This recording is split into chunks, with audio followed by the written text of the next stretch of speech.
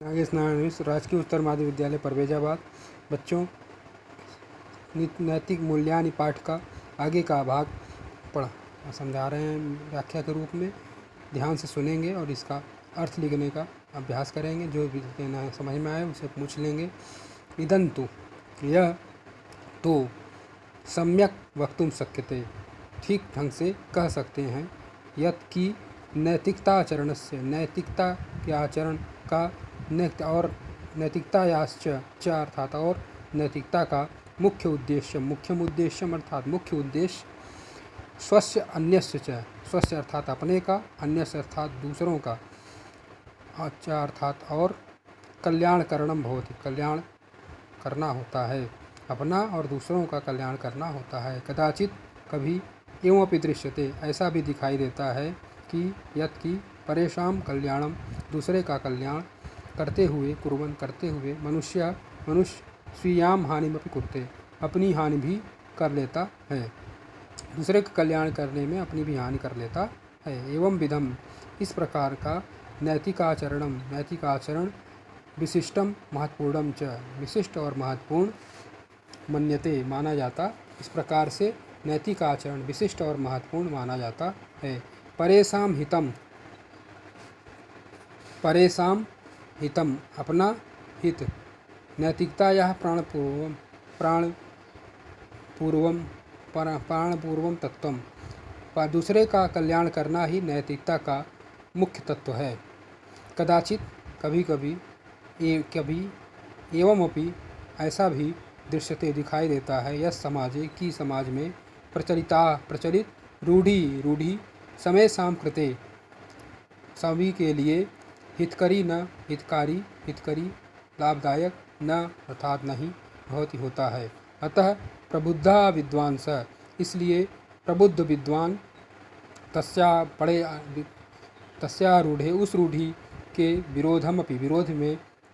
उस रूढ़ी का विरोधम अपि कुर्वन्ति, विरोध भी करते हैं।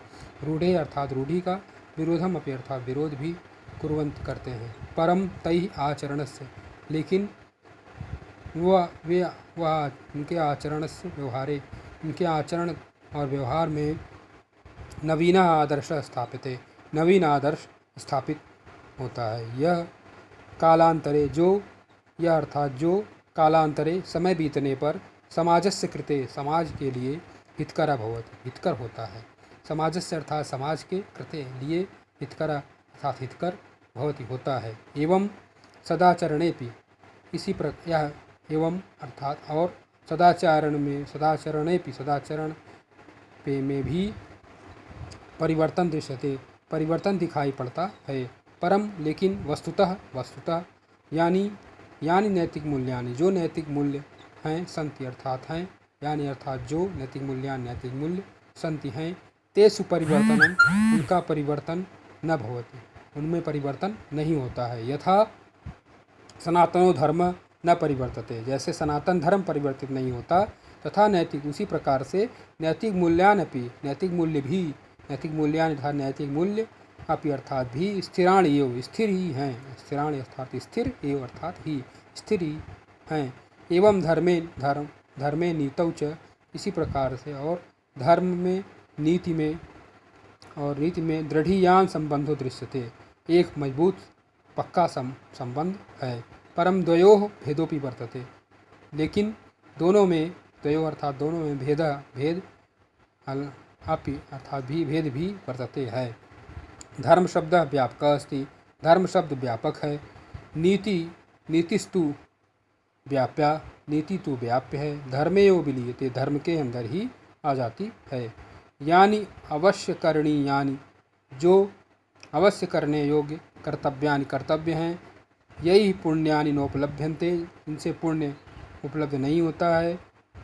तेषामपि गणना, उनकी भी गणना धर्मे कृत, धर्म के लिए, कृता अर्थात धर्म के द्वारा किए हुए। महर्षि भी धर्माचार्य, धर्म के करने वाले महर्षियों और धर्माचार्यों ने किया है। नीति लौकिकम कल्याणम कुरुते, नीति लौकिक कल्याण करती है। धर्मस्तु, धर्म तो लौकिकम पारलौकिकंच, लौकिक और पारलौकिक दोनों प्रकार के कल्याणम कुरुते, कल्याण करता है। उभयो, दोनों में कुत्रापि कोई भी, कहीं भी, कुत्र अर्थात कहाँ, कहीं, अपि अर्थात भी, कहीं भी, सांकर्यम प्राप्यते, कहीं भी सांकरता नहीं प्राप्त होती है। धर्म अलौकिकी, धर्म अलौकिक है। शक्ति प्रकटयति, धर्म अलौकिक शक्ति को प्रकट करता है। श्रम मुक्ते, वह मुक्ति के मार्गम प्रशस्तम करोति, मुक्ति का मार्ग भी प्रशस्त करता है। परलोकम अपि प्रदर्शयति, और दूसरा परलोक भी दिखाता है। कल्पयति च, और परलोक की कल्पना भी कर सकता है, दिखाता भी है। नीति लौकिकम हितम साधयति, नीति लौकिक हित को सिद्ध करता है, नीति लौकिक हित को सिद्ध करता है। परम नीति धर्मयो साहचर्य, लेकिन नीति और धर्म के संबंध में नीति और धर्म का साहचर्य सर्वैरेव स्वीक्रियते, सभी लोग नीति और धर्म का साहचर्य संबंध स्वीकार करते हैं, नीति और धर्म का संबंध स्वीकार करते हैं। इस प्रकार से इस पैराग्राफ का अर्थ इस प्रकार से बताया गया। बार बार सुन करके और जो कठिन शब्द जैसे बताए हैं उनका अर्थ लिख करके अभ्यास करेंगे, तो समझ में आए फिर पूछेंगे। बस इतना ही।